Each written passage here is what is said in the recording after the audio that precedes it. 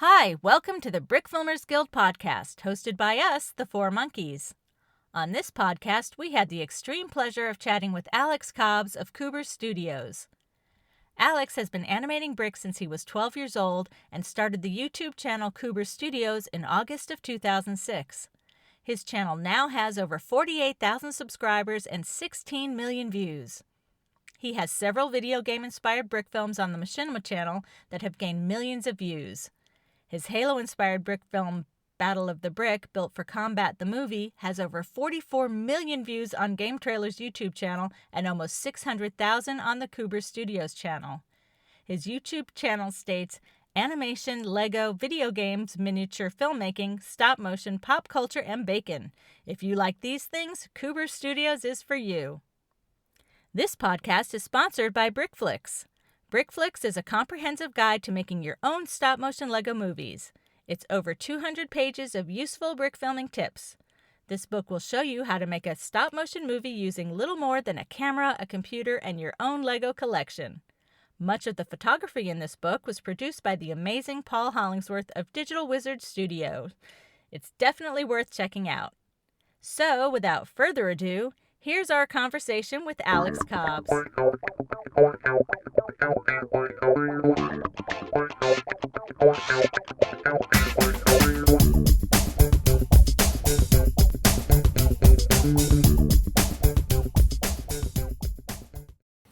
Good morning, Alex. Thanks so much for joining us this morning. Good morning. It's awesome to be here. So we've been definitely wanting to talk to you for a long time. So glad we were able to work that out this morning. Thank you. Me too. This is going to be this is great. I haven't done a podcast interview in forever. All right, so you want to get started? You got the first question going? Well, there? I guess the first one would be the kind of the standard question is, how did you get into brick filming and when did you? Oh man, that's quite a long time ago.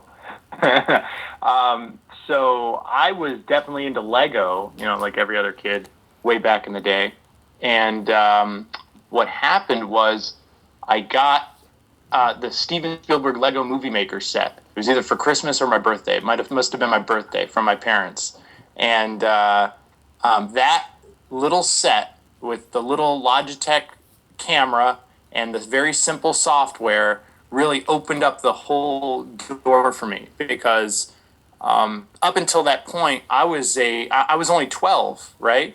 But I was a huge fan of some of the really, really good children's shows at the time. Like my favorite would definitely be Thomas the Tank Engine. And if you go back and watch the old,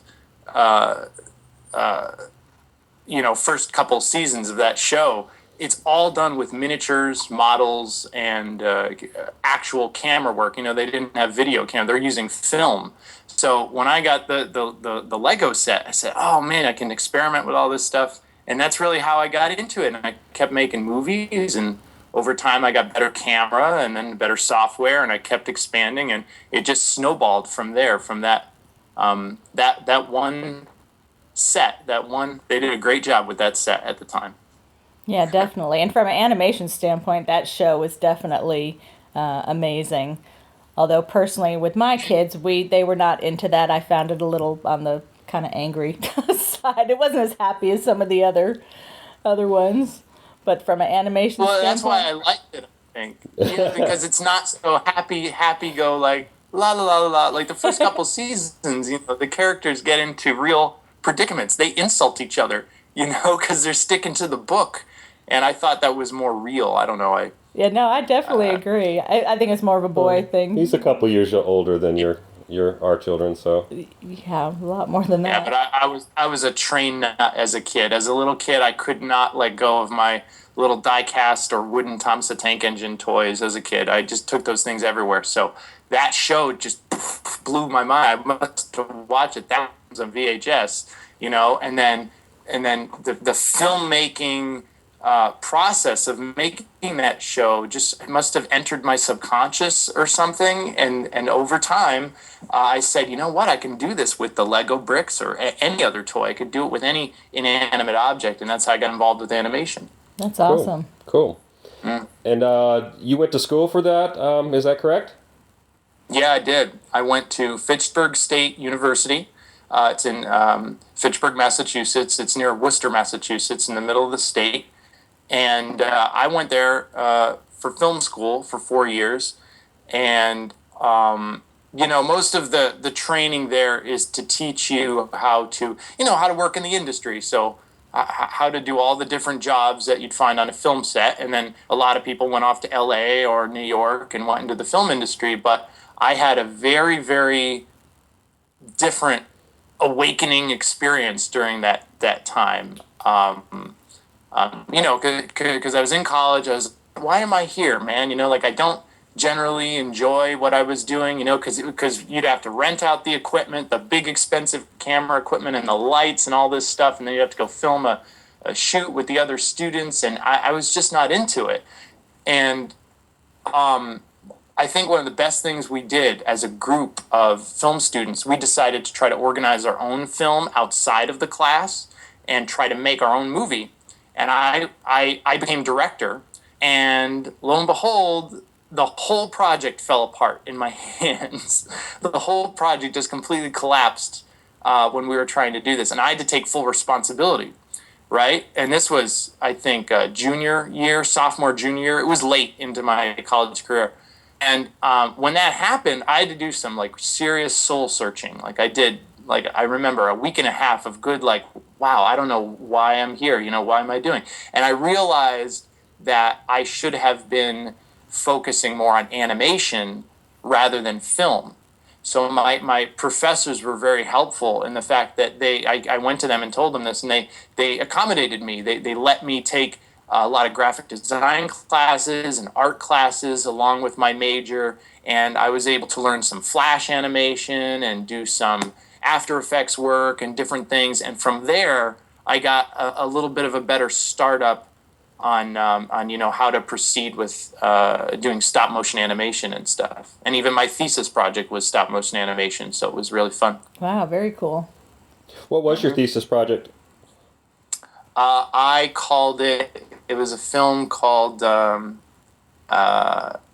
forgot the name. It'll come to me. But what I did was I took a Bolex camera, 16 millimeter film, and Professor Zach, he was able to give me I believe it's a rare part that attaches to that camera. It's a frame clicker that's attached to a cable, and you'd push the button and it would literally expose one frame at a time of the 16 millimeter film. Or is it 8 millimeter? Whatever. Whatever. You expose a frame of the film at a time. And we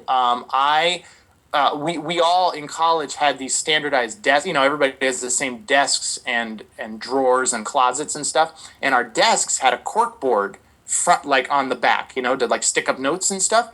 So what I did is I drew out a little scenario where an asteroid is coming towards Earth. And I drew this stuff all on 2D paper, and then I took pins and I moved the pins. I stuck the objects on the corkboard and moved the objects around in a very simplistic fashion that made it look like they see the asteroid, they shoot up rockets like nukes to try to destroy the asteroid, and it doesn't work. And at the end, the asteroid just blows up the Earth at the end in a very simple, about a minute-long video. It was, but it was all shot on film, and it proved to me, I was like, wow, this is simplistic technology, but it works. It's great. I loved it. Well, it sounds like my favorite show, You, Me, and the Apocalypse, which has been canceled, sadly. But I mean, it's just like they might have copied you. You might have some rights there.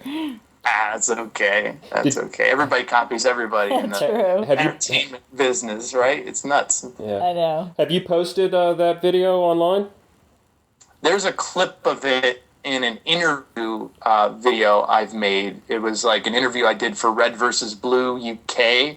They had some sort of event out there, and they asked me to do an interview for them. And in that video, there's me talking about it, and there's a clip. There's most of it. Okay, I think I remember watching that then. Okay, cool. Mm-hmm, mm-hmm. Yeah, you're one of the few people that actually have, that I know of that's shot stop motion with film. That's pretty cool. It was fun. I wish I could do it again. I have so much respect and admiration for the old school analog way of doing things. That's my thing, man. I love analog technology. I love doing like the pre-digital realm. It's cumbersome, and believe I love to use the computer. Don't get me wrong. I love my digital camera on my computer, but if possible, I try to use the older ways of doing things because I believe it's more visceral and real and gritty, and you get more out of it. True. Yeah, I don't know if I could do a film camera without having a loop last frame or onion skinning. That'd be difficult. Oh man, I got to start. Well, I'll tell you more about it later.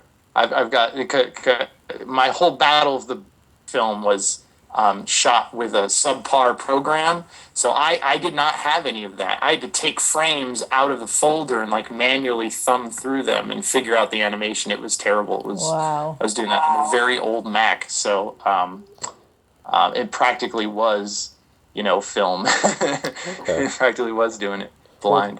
We'll segue into was it Brick Built for Combat? That was the Zanzibar. Right. I called it Battle of the Brick Built for Combat. Wow, Yep. wow. That was probably one of the most impressive mocks I think I've ever seen, and to be able to film on that would be just incredible. Thank you. That project, wow, I mean, it's hard for me to think about it because it was such a long time in the making, and it was born out of just almost a school obsession with video games and stuff. And I had a vision of something I wanted to create from the very first time I saw the Halo 2, like E3 announcement trailers. I was so pumped for that franchise. I was such a big fan of the first one. And then Halo 2 comes out and I said, I know I can do this. And I just wanted to make a map. I wanted to make the mock. And then I kept making it, and it kept getting bigger and more accurate. And I was like, wow, you know what? I should film a movie with this. And I didn't even know where I was going with it. And I just sort of did it over the course of 6 years. And it became, I'm extremely proud of that film. I love it. It's one of my favorite Brick films. It's really awesome. Yeah, that's passion in a film. Absolutely. Is there any of that mock left? There's one piece of that mock left. Well, there's the vehicles and the little figures, and there's one piece of the mock left. It's the little sniper tower where it says Camp Frohman. Mm-hmm. To the left of I don't know if you know the map so well, but if you're looking at the fan on the beach head, it would be on the left. And it's got like 2 ramps going up the side, and there's a little flat platform. In the game, that's where you would find the sniper rifle. Yeah, my It's stepson like killed me there a lot. What? My stepson killed me there a lot. Right, exactly. See? Yeah. That was the thing, I saw this big model in front of me. I was like, oh my goodness, it's like, what have I done? Because I could move around it and look at it, and I was like, wow, like I'm trying to get all the angles right, and as it looks in the game, and I have the TV on in the corner, and I'm looking around the game, walking around with the character, and I'm like, I couldn't believe it. I was like, I did it, and it looks just like it. I can't believe it. So it was, I don't know. I surprised myself with the quality of that mock. So I was very happy with it. It took you 6 years to make the video. How long did it take to make the mock? I think over the course of 2 or 3 years. Okay. Because I started with what bricks I had, and then I realized, wow, I'm going to need more. I had to cannibalize other models and other bricks and stuff. And then I said, wow, I need even more. And then I had to order a few, actually buy a few. And then there was a thing where I had to try. I had built the model initially on like these foam blocks on a pool table. And I realized, wow, this is not going to cut it. We need a bigger table or a bigger piece of plywood. So I had to totally redo it and cut a hole in the plywood so that the fan could sink down. And so over a course of 2 or 3 years, that's what it was. And then once it was done, then I decided to start making the movie. Okay. Now, did your brother help you with that at all, or was this all you? he helped me with different things of that. Although I was more in charge of this one. He helped me more later on with my later projects. Okay. Yeah. So I'm sure he looked at me and was like, man, he's crazy. how did you get the nickname Kooberz? Oh, man. That nickname has stuck with me since 7th grade. I remember vividly, we were in our little classroom, only like 16 or 17 of us kids, and we were bored as heck, right? And I think it was raining, so we had like indoor recess or something. So we're all messing around in the room, and someone was in the back, and we had 3 or 4 really old compact computers on the back that you didn't even want to use them. They were terrible, and we were popping the keys out of the keyboard and rearranging the keys to spell stupid stuff. So I somehow someone spelt my name, and I added an O, or someone added an O, and it eventually became Cougar. And then I remember everybody left, and I kept looking at it on the keyboard like it was some like moment of amazement or something. I was like, Cougar, and then because my last name is Kobbs, and that got written first, and then we kept moving the letters around. And I remember distinctly, you know what? What if I add a Z and I pop the Z out of there? I don't know why, but I popped it in there, and I was like, Kooberz, I kind of like that. And it stuck, and then all the kids kept calling me that, and that shortens to Koob. Different version. Whoop, it's 9:30. And people kept, calling me Koobs and Kooberz in the hallways and stuff, and it stuck with me up to this point, and it's weird. So nothing wrong with it. I embraced it. I like it. I like it. Now your Facebook shows an alternate like foreign name, which we are not going to try to pronounce. Go ahead and pronounce it. It's my Ukrainian Russian name. Ukrainian. Okay. And how do you pronounce it? Right. Oh God, I think it's Alex Kebzarev. I'm pretty sure that's how you say it. Kebzarev was the original last name. And then I believe my grandfather or great-grandfather changed it to Kobbs to make it simpler to spell and to say, and that's where it comes from. And you know what? No, it's Kobzarev.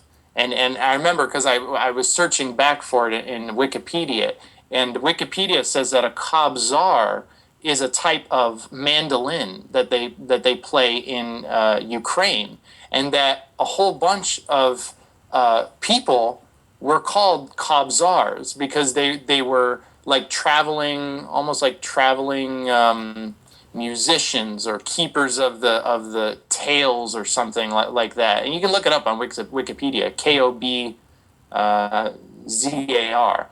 And an interesting thing is that a lot of them were blind or had visual problems, so they would take up music, and this became their way of life, as I understand it. I may be wrong. I'm paraphrasing Wikipedia here. But the weird thing is my brother, whom I love very much, is legally blind. So there might be some of that gene pool, that gene that came all the way down the line. So it's bizarre. And does he play the mandolin?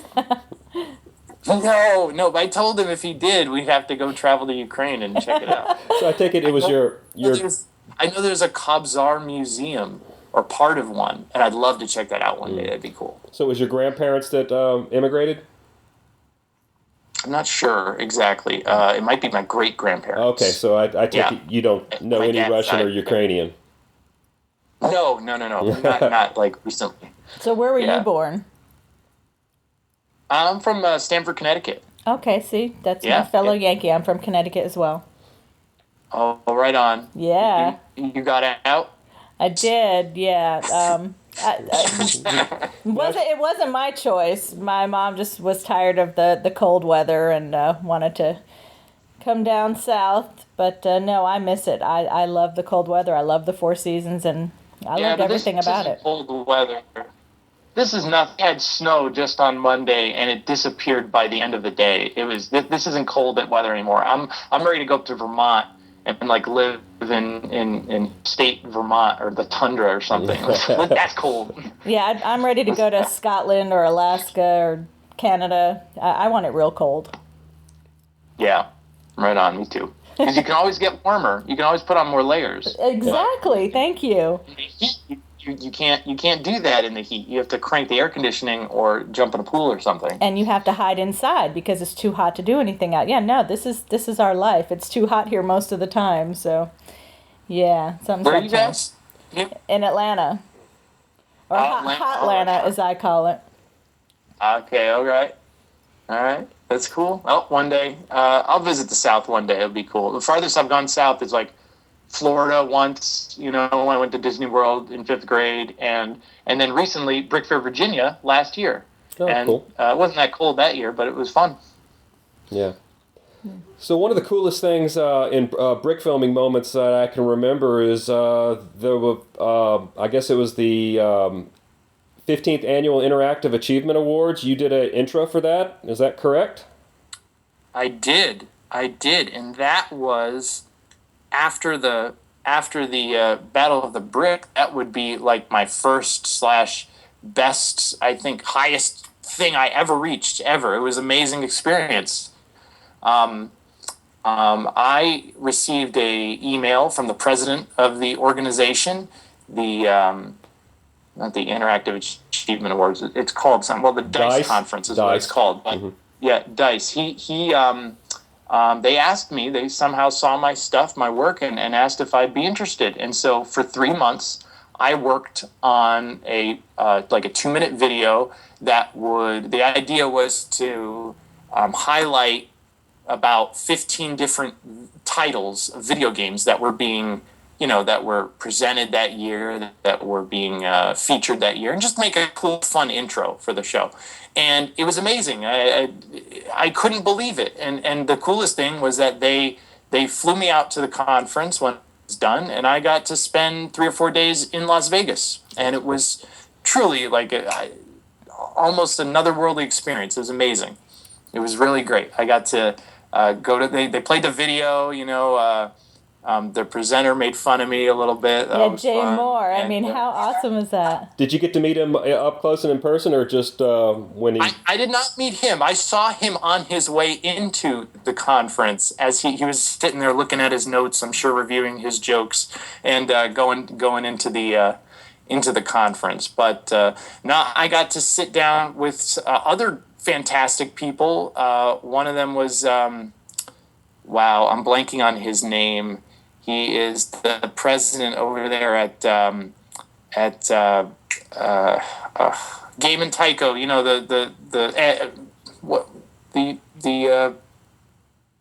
What's their comic? Why am I blanking on this? It's only 9:30 in the morning. I haven't had my coffee. Yeah, I was gonna say we need more coffee. I need more coffee. Let me get my assistant to send some more coffee to you.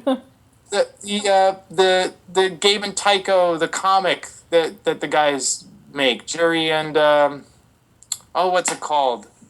Oh, I feel we're no help here. I only know a couple of comics, DC either. and Marvel. So no, they've got their online webcomic is extremely popular, and I read it all the time. Okay, and I'm just. You'll think of it in 15 minutes. Just blurt it out. I will. Well, they sat me down with him and people that worked on, I think, the development side of the Lego video games, and a couple other great people there at the event, and we just chit-chatted. It was wonderful.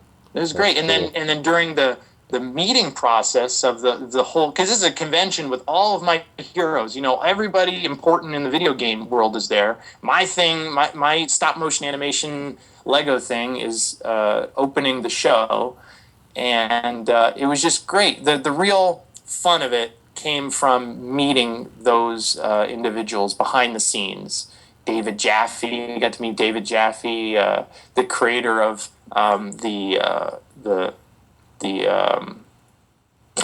so many games. God of War. That was a fun story. I sat next to him, and we just started playing Atari. And I didn't know who he was until we just started talking. And I was like, no way, he made God of War. And then we're playing this old Atari dungeon game. He's like, this was the creation for God of War. This was the inspiration. And I'm just, it was great. It was so much fun.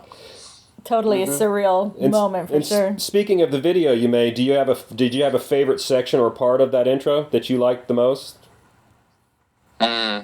I wish I could have done more with the ending. The ending has two groups of Army guys, one to represent Battlefield 3 at the time, and one to represent Call of Duty 3, I believe, at the time. And I made this elaborate set that looked like it was from Battlefield. It had a train yard and a crane and all this stuff. And I just wanted to make a more elaborate animation with that. So that was my favorite part. I wanted to keep going, but I never did.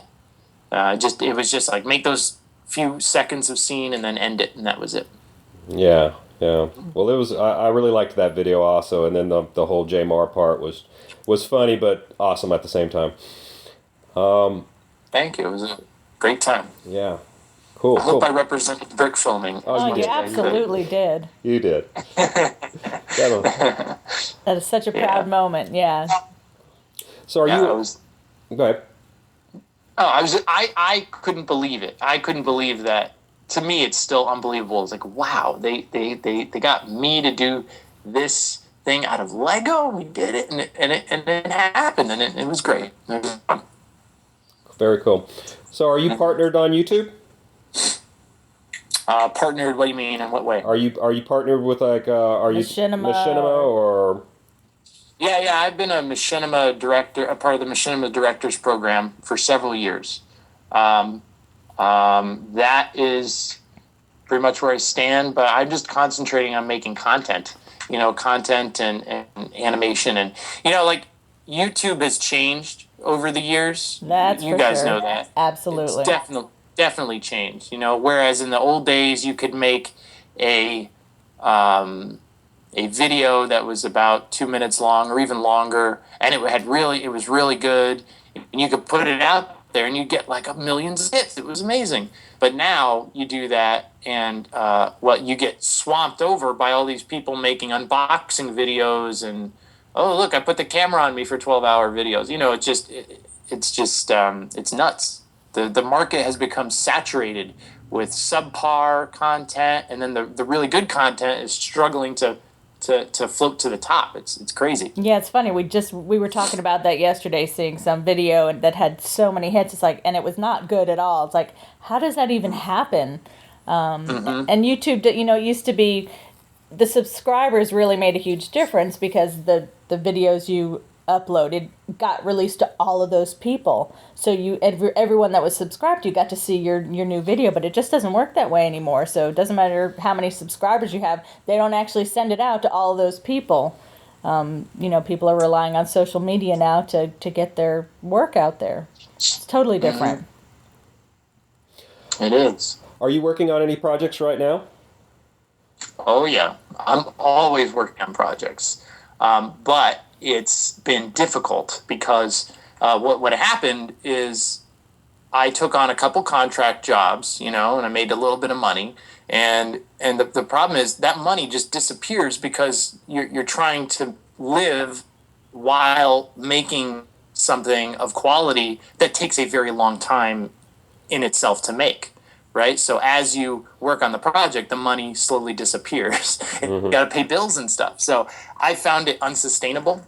And so right now I work at a toy store, and I sell Lego and other toys for right now. And that's how I make my paycheck. And right now I am doing lots and lots of writing and preliminary work and storyboarding and just the idea process behind multiple projects that I would like to see come to fruition. Because I want to move beyond just the Lego aspect of using film. Lego to me is just a medium. It's my favorite medium. I love it, but it's still a trademarked, copyrighted brand. That's the problem with it. You try to make stuff with these characters and these bricks, and Lego is a company that you know how they behave. They want to control their product. They want to protect it, right, basically. So what I would like to do is move on to some other form of medium that I can own and is completely original and I can trademark and do something with, like maybe like 3D printing, although that's very expensive it's come down in a lot of years and continues to come down like daily.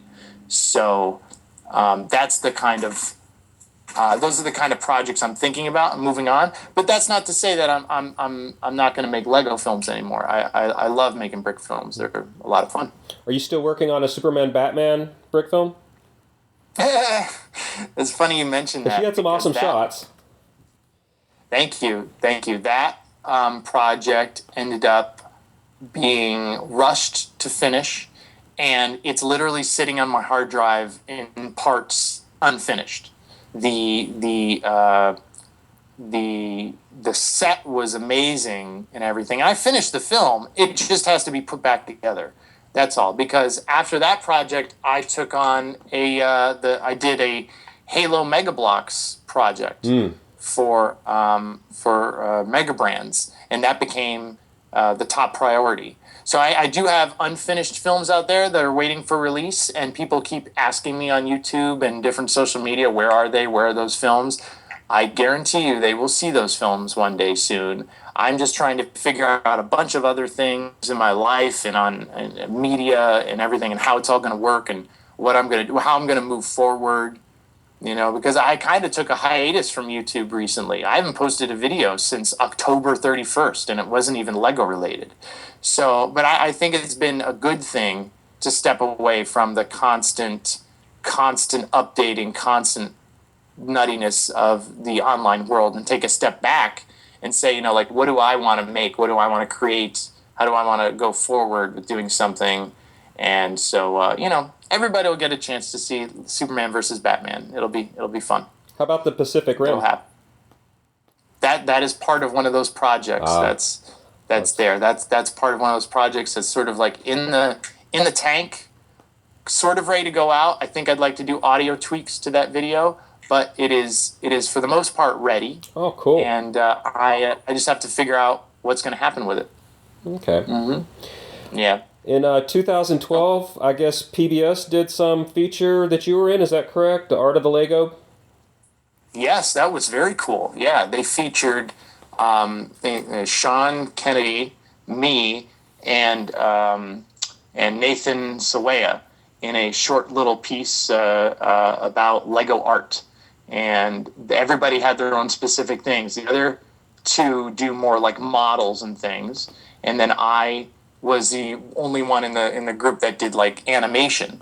And at the time I was talking more about I think Call of Duty and Gears of War, my Gears of War film, Bricks of War, and that was it. It was great. They came over here to my place and set up a little studio shot, and we did an interview, and then I showed them how I was animating and what do I do.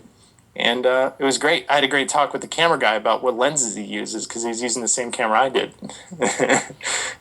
Cool. Wow, that is cool. Mm-hmm, mm-hmm. That was awesome. That came out of the blue. They just emailed me. I was like, wow, this is... Yeah, it was a really cool feature. Neat. Yeah. It's been a great piece for me to put on my LinkedIn and my resume and say, like, hey, look who I am. Like, here it is. Absolutely. Yeah. Excuse me. Are any of your brick films team efforts? Anybody assist with certain aspects of your films beyond voice acting? Not most of them. The last big one I did for Mega Brands, it was a two-parter, Halo Battle for New Mombasa, Part 1, 2.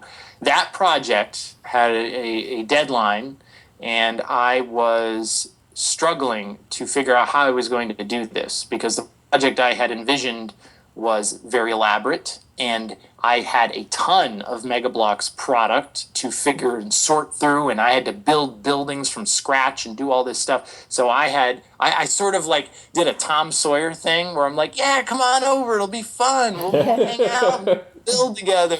And it turned into days and days of slogging there, just building away, hammering at the little pieces with a hammer to make sure they stick together.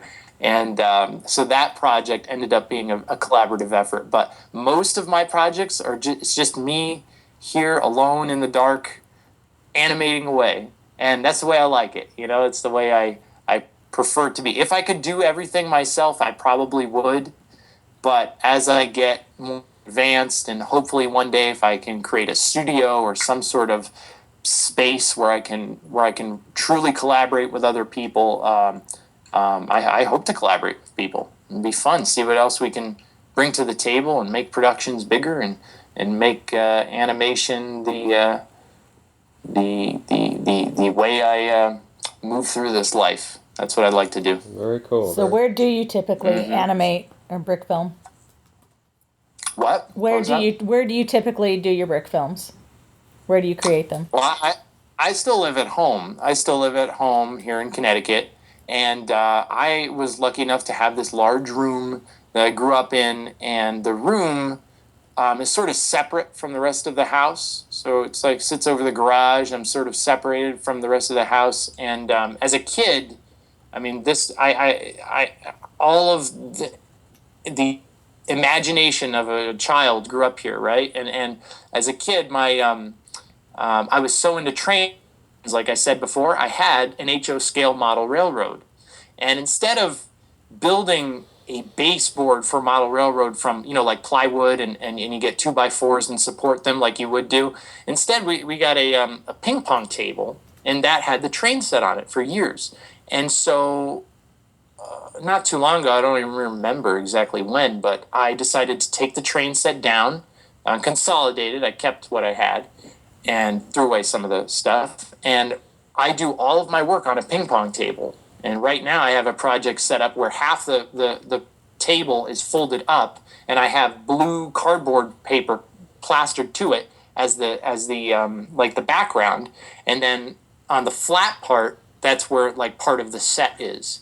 And I love doing stuff on a ping pong table because you have so much just raw table space that it's just sort of like a blank canvas. You can create on it. It's like a large desktop computer, sort of. That's how I describe it, because you have so much room to move things and interact with things, and you can animate over here, and you could be doing something over on the other side of the table. As long as you don't bump the table or move it. It Right, I was going to say that they seem a little bit wobbly. I've supported it. I've gone to great lengths to support it, but I've never had a problem. It works great for me. Cool. Well, let's do a little geek talk here then. What hardware and software are you using? I guess starting with the computer or whatnot. Oh, so it took me a long time to get to this point of having my computer be the computer that I want it to be. But I think it paid off. I love this computer. I'm going to read it to you. I've got a MacBook Pro 15-inch, late 2013. It's got a 2.6 gigahertz Intel Core i7 processor and 16 gigs of 1600 megahertz DDR3 RAM.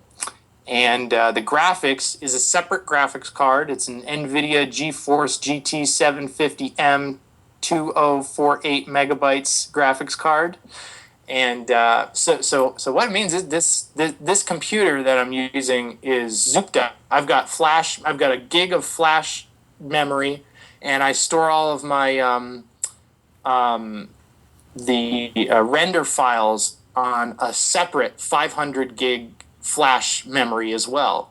And then I have another like 2 terabyte hard drive that's like a backup hard drive to do Time Machine in case the computer ever crashes. Mm-hmm. So that's what I use for the computer, but it's all portable. So the laptop and the hard drive, you can just pick it up and I can go anywhere around the model and use it, which is why I went for it. Because before, I had done all of the Battle of the Brick and everything else on an old desktop iMac. That was wonderful for the time, but it just couldn't cut it anymore. And I had to sell old components to try to make up the money to afford this. So this computer is just excellent and fast, and I can do everything super duper fast.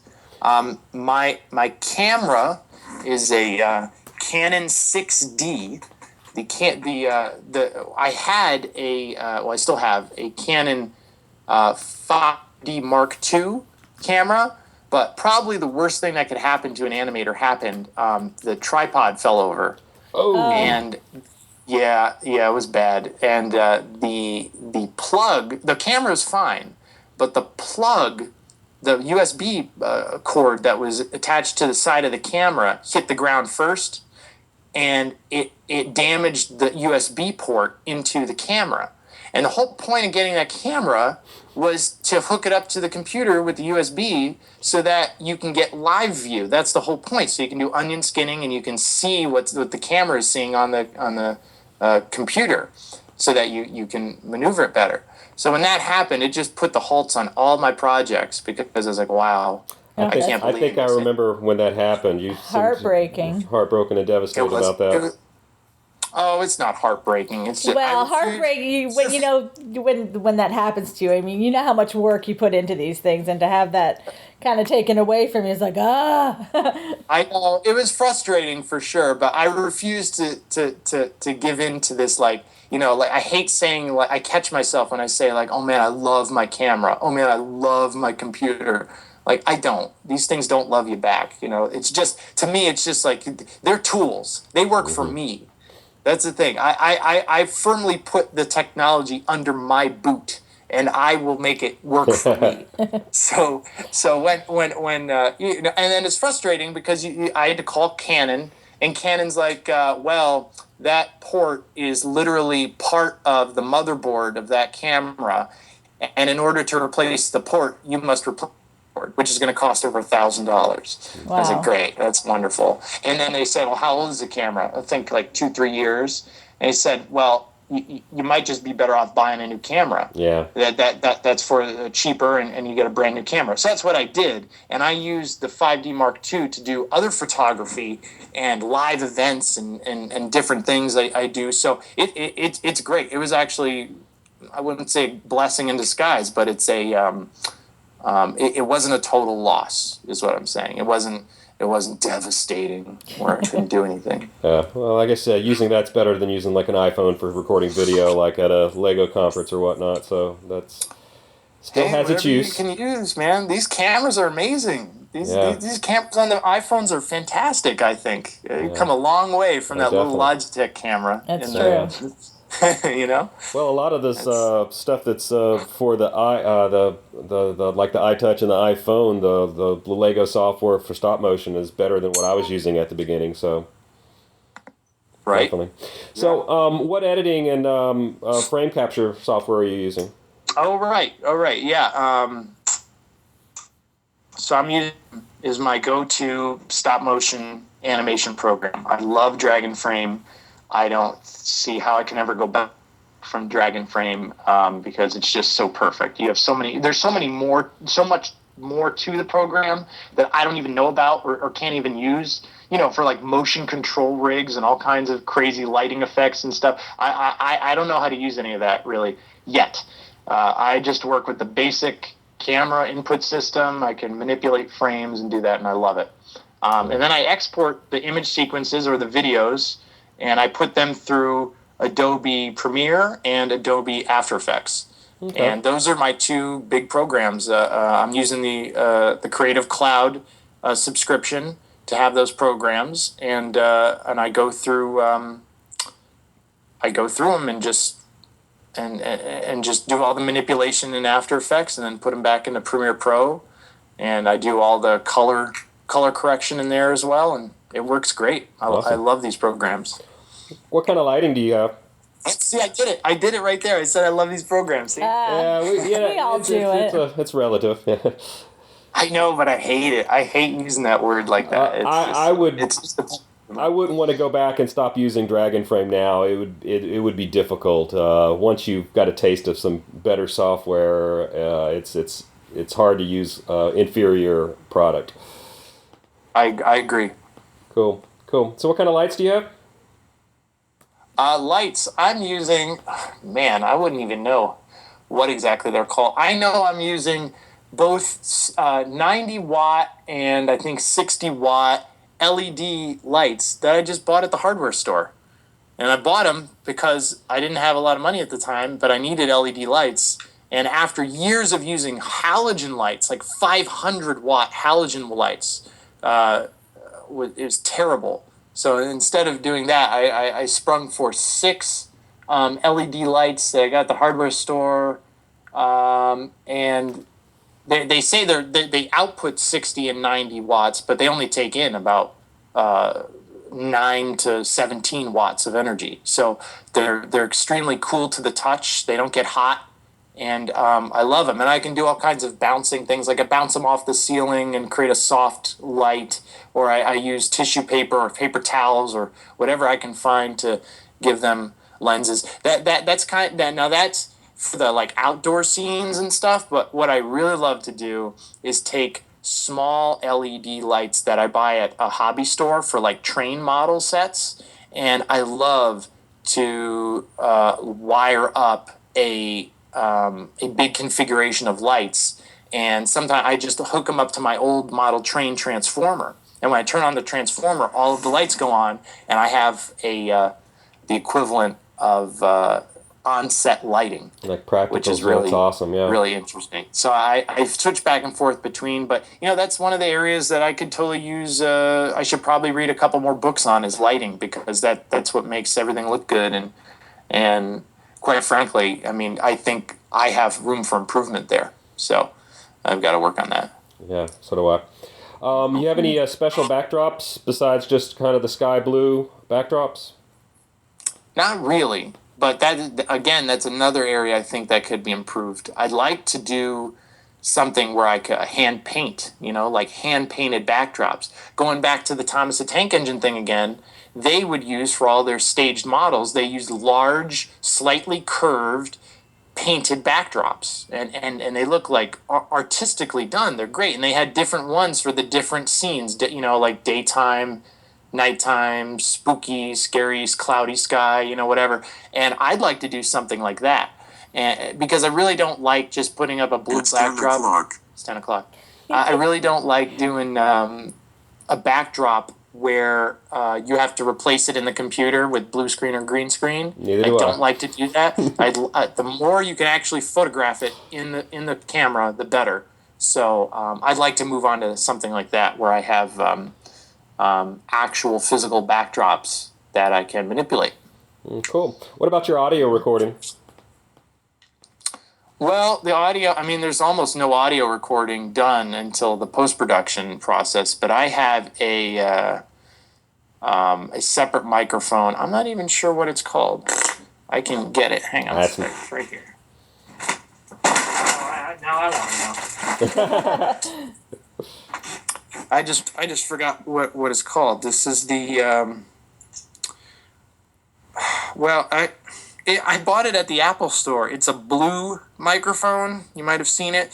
It's a simple four-way microphone that you can change the different patterns of the microphone to and the gain, to what you're using, and then it just plugs right in with USB.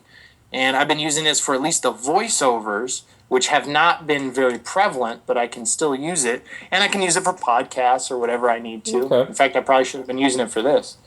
And I forgot what it's... I forgot what it's called, but it just says blue on it. Okay. And I bought it at the Apple store. Okay. The nerds out there can figure it out. They know Do you have any kind of special tools, I guess, which you say would be in your brick filming toolbox besides, like toothpicks and whatnot? Any special things that you use to help you make your films? What? I do, and I've got it right here. I'm holding it in my hands. It's very personal, actually. My uncle Al, he had the same first name, and his last name, his first name begins with a K as well. And so his initials are AK, like mine. And he used to work on, he was a tinkerer. He used to use, he worked for CBS radio and broadcasting. And when he retired, he ended up doing a lot of woodwork in his basement. And he had a whole workshop down there of woodworking tools and screwdrivers and all kinds of different stuff. And he passed away some years ago. And one of the tools that I have left over is this simple screwdriver. It's not a Phillips, it's a flathead screwdriver. But he carved his initials into it, AK. And I've got this thing here in my hands. And I swear to you, it comes in handy almost every single time I'm working on a project, because the flathead part of the screwdriver is so thin and perfect that I can pop Lego out if I need to, or I can just maneuver some piece of clay or something. It's got a thin handle. It's just like the perfect tool. And so when I hold this thing, I know that he was using this thing to make his creations, and it's really personal to me, because like, wow, like he's gone, but here I am using the same tool, and I'm gonna try to use this same tool, as long as possible. It's silly. It's just a screwdriver. You can get a screwdriver anywhere, but the fact that this was his and really makes a difference to me. Yeah, and I that's love special. That's very special. That's a very special. I hold on to it, and I didn't even realize how special it was to me until I started using it, and I realized kind of over time what it was and how great it was. So that it's special to me. Very cool. Very cool. Anything else in the toolbox? Most things I use, I just sort of build from scratch out of the Lego. If I need a rig, I'll build it from scratch. If I need something that'll move forward or backward or pan left or right, I do it. I had built I still have it. It's from Battle of the Brick, a slow-moving gear dolly system it's basically the same gear train as. Now this is very specific. The first round of Lego Mindstorms sets had a Mars set, and in the Mars set you could build a rover that would, when you put the motors on and you went go, it would have a very slow gear train where the right side would move very slow and the left side would move very slow, or you can move them back and forward together.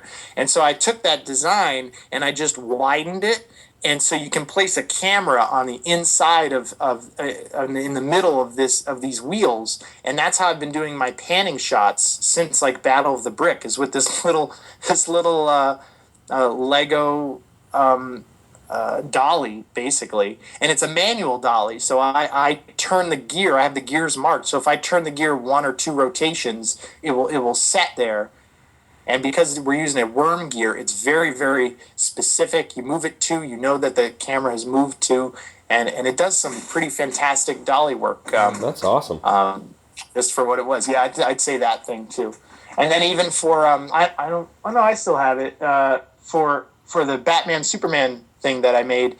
It's it's sort of like a seesaw. Just picture a seesaw made out of Lego Technic bricks, and one side is weighted, and the other side is meant to like clasp the camera onto it.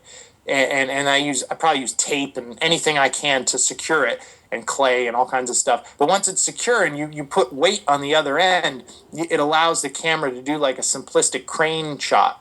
So you can pan the camera up or tilt it down at the same time, and I can do crane shots with it. So there's no limit to what you can build out of the bricks. It's pretty cool. Well, you're very creative, and that helps. What how many frames a second do you typically shoot?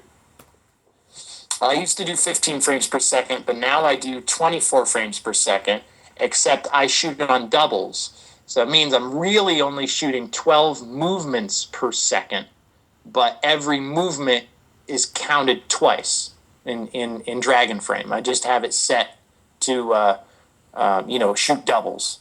So you take one picture, the computer counts it as 2. And so that, over time, it looks really good. And I read about, what's the difference, what's more preferable. And they say that, like Wallace and Gromit is shot on doubles, on 2s like that. So I'm like, hey, that's good for that. Great, this works for me. Well, I'll stick with that. So I just want to perfect how that looks on screen. And there's a lot of folks that just really like that 24 frame per second feel compared to, the 15. It gives a very cinematic feel, I believe. Yeah, if you can move the movement slow enough to make it work, yeah, it looks great. Any of your fast scenes, do you ever shoot full 24 frame, like a vehicle? Yeah, sometimes. Yeah, I'll switch up the frame rate a lot all the time, but that's like on a case by case basis. Mm-hmm. Mm-hmm. Cool. Have you met any Brickfilmers in person? A lot at Brick Fair, Virginia, and Brick Fair, New Jersey. Those were really fun events to go to because everybody swarmed me. I had people like little kids and adults who recognized me from YouTube, and they swarmed me asking me questions and stuff, and they're talking about their brick films, and that was a great experience. Yeah, so I've met a lot of them, and there's so much more to this community that I don't believe I've tapped into. I've kind of been working sort of like a hermit away from everybody, you know. And I desperately do want to get more involved in the community. And I believe in the future I will be. I'll be more involved. I want to be more open about what I'm doing and everything. But and keep people updated on my projects and what I'm doing instead of having people, you know, constantly emailing me, asking me what I'm doing with my projects.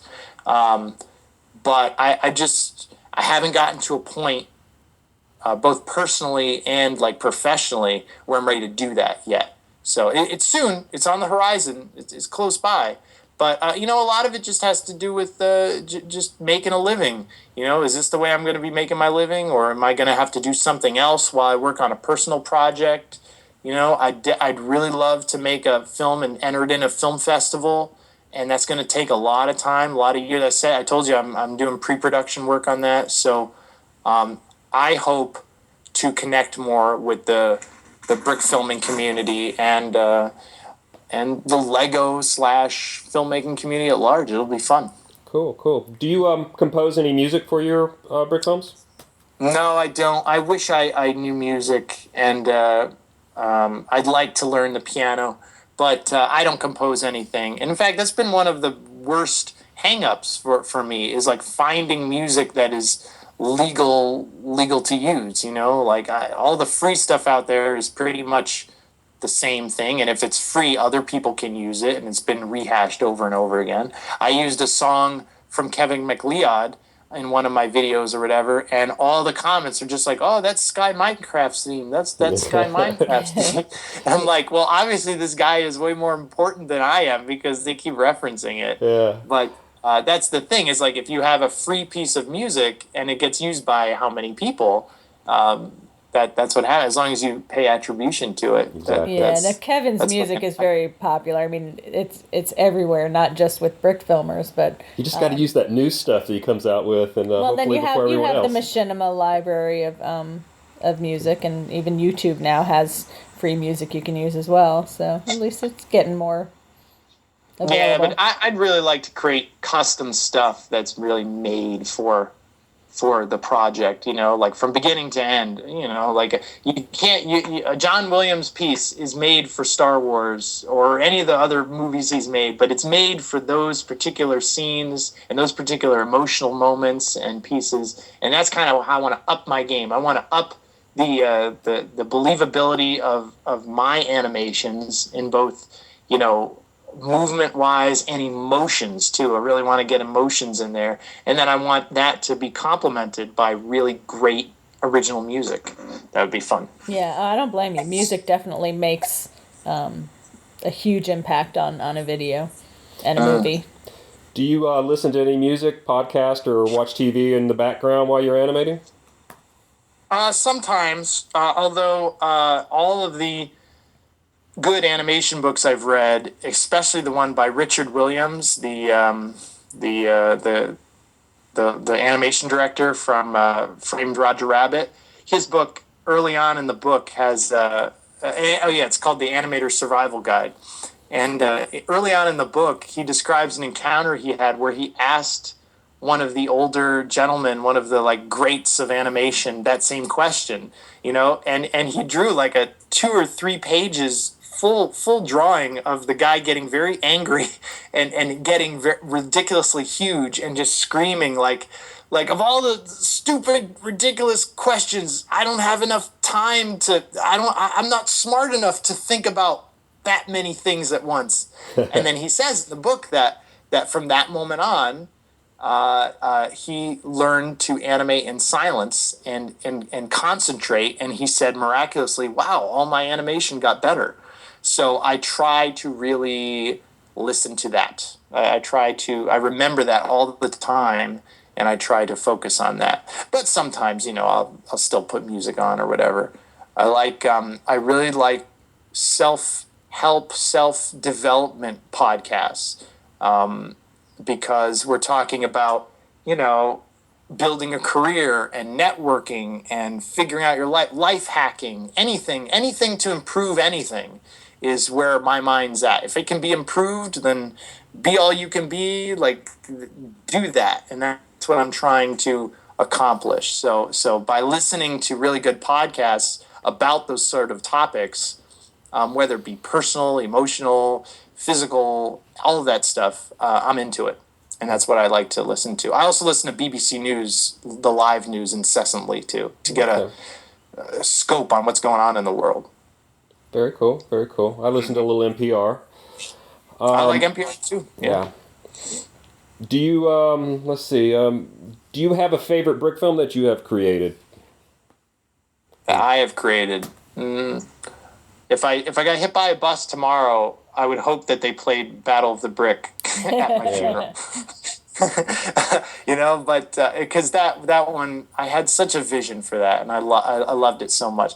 The point is, though, it's not based on my own original property. It's Halo. It's owned by Microsoft and 343.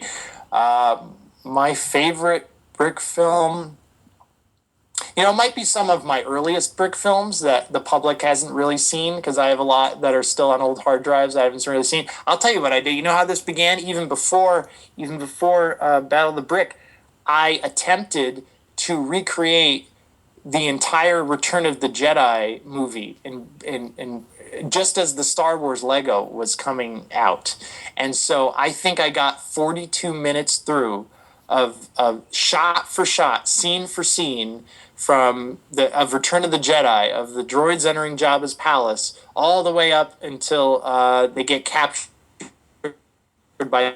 And I did the whole movie with that Logitech camera and terrible animation, all the way through. And I had the audio recorded directly on a cassette off of the VHS, so it's terrible.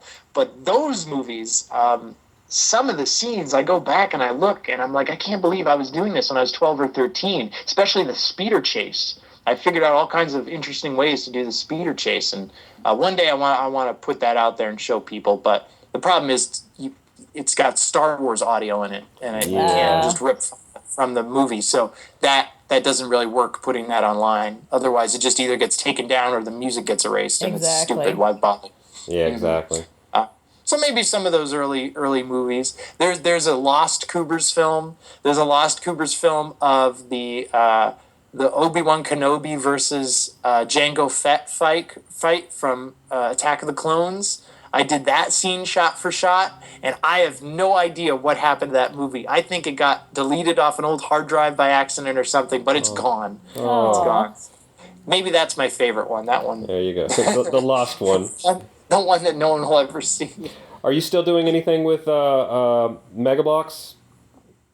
Not right now. After my 2-part project and the production, I sort of wrapped up production and put everything away in storage. However, I was very impressed with those figures from Mega Bloks line. And in fact, even in the toy store that I work, we just got a bunch of Ninja Turtles figures out, and they're of the same articulation. They have ball and socket joints, and they're better than some like G.I. Joes. I can't believe it. The Halo, the new Halo Mega Bloks figures and the Ninja Turtles and all those new figures have so much articulation and are so good for creating emotions and getting little quips out to emote with characters from animation standpoint. I think that was my favorite part of that project, but I'm not working on anything right now with Mega Bloks. Yeah, I definitely dig their figures. They're really cool. Yeah, they did a great job with those lines. They've come a long way, that's for sure. That is true. So do you happen to have any brick filming tips you'd like to share?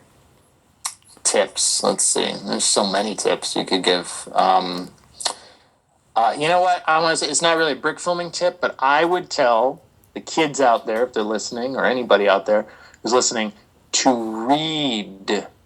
And I would strongly encourage them to read books about animation, because in this world of, instant gratification, and I want it just now, and I want to just do it, you miss a lot of the subtleties that have been written down in books. And the more books I read, and I don't even really like it much, because it's just like, when I start, it's just like, well, I'm started, got to finish, it's got to go all the way to the end of the book now, because I'm a slow reader, so it takes me a little bit longer, because I want to absorb every single thing I'm reading and really take it in, instead of just skimming it and just ignoring the finer points. But some of the animation books I read, you just get so much out of them, and there's so many great lessons, like that one I was talking before by Richard Williams. There's so many great little lessons in there, and if you actually listen to them and apply them to your own projects, you can, that knowledge is passed down over time, and it becomes really great. That's the thing I learned, because the finer points of maybe like 2D animation can completely be transferred to 3D or stop motion animation, and it's all sort of the same vein. It's all can be applied. So those lessons that are written down in books, because I see so many people not reading, or we switch to audiobooks so easily, that it becomes, I just think your brain literally absorbs the information better when you're reading it. And that's been a focus for me. That's great. Yeah, that is a great tip. Reading is always recommended. Right. This thing, because we're not doing it anymore. We're all on our phones, and we're on Facebook, and I know, reply it's really to this person. sad to see. It's crazy. Well, we're kind of getting close to the end here, so I'm going to go way off topic here and just ask a question, because I believe you're a science and space buff. Is that kind of correct? I am. I love science and space, and actually, one day I hope to make entertainment that promotes that types of stuff. Yes, I love science and space. So an off-the-wall question here. What do you find more fascinating, a permanent moon base or a mission to Mars? A moon base. Me too. I agree. Me too. Moon base. Cool. You know why? Because it's practical. Yeah. A mission to Mars is so much more expensive and so much more harrowing. It's sort of like skipping a step. It's like it would be good for America. They say we're doing it. We're doing it like by 2030. I think the long-term goal plans are to do it, just to prove that we can do it in technology and plant the flag there. You got to do it. But and that's a big PR move. That's a big scientific leap. But in terms of practicality, you need a station, a midway point in between. And this has been shown in all the movies since, 2001: A Space Odyssey, where you have like a space station orbiting Earth, and then you would go to the moon base. And a moon base is like a permanent satellite, and it's huge. Mm-hmm. And the top layer of the dust is a type of hydrogen 3, I think. It's like you could use it to do stuff. And then they wanted to use like advanced 3D printing, all of the structures and stuff on the moon base. It sounds ridiculous, but it's not. It's really, it's more feasible than I think we believe. And once that gets established, then I think that will truly open up space to Earth. Totally agree. I'm with you on that. Do. And cool. It's also, though, from a I'll say emotional or / moral standpoint, it kind of sucks, because you're taking this object that's been looked at by our ancestors for eons now, and you're saying you want to start developing it. Well, that just ends up, you're just going to develop it just like any place. It's like you bulldoze the forest to make a strip mall. Like that kind of thing. It's like if you develop the moon to be a moon base, it's going to become a military / what's the word? Like an airport transport hub type of thing. Yeah. It's going to become industrialized. It's going to be taken over by humans. But I don't see any other way for human expansion and the human race to spread out into the galaxy or even our own solar system other than that happening. Oh, I very guess cool. the best way you could do it is do it sustainably. That was a great answer. Great answer. Well, Alex, it has been a complete pleasure speaking with you today, and perhaps we can do this again if you have a big project coming up you'd like to talk about. You too, guys. Yes. Yeah, really appreciate you taking the time. It's been a lot of fun, and glad we could finally get together, my fellow Connecticut. Yes. All right. Yeah, Connecticut. Here we go. Yep. Yeah, I love and this was a great opportunity. Thank you. It's great to talk to you guys, thank and you. I'm glad I could reschedule it first. It worked for us. Well, Yeah, this was definitely. awesome. You've been a great guest, so thank you very much. And good luck with the rest of your Thank you. projects. We look forward to seeing everything you put out there, because everything you make is truly amazing, and we all love it. Thank you. I appreciate that. It's more cool stuff to come. I promise. It's just you gotta be patient.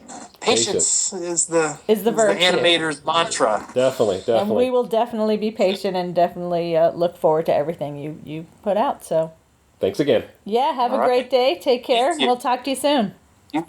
You too. See you All right, later. thanks. Have a good one. You too. Bye-bye. Bye. Bye. Thanks to Alex for being so generous with his time, and thanks to everyone who stuck with us through this entire podcast. Please check out our sponsors and partners on the Brickfilmers Guild homepage, and don't forget to check out Kooberz Studio's amazing brick films on his YouTube channel. If you would like to sponsor one of our podcasts, please contact me through one of our social media sites. We'd also like to thank Kevin MacLeod for his wonderful music, which we use for our podcasts and in our brick films. So until next time, bye y'all!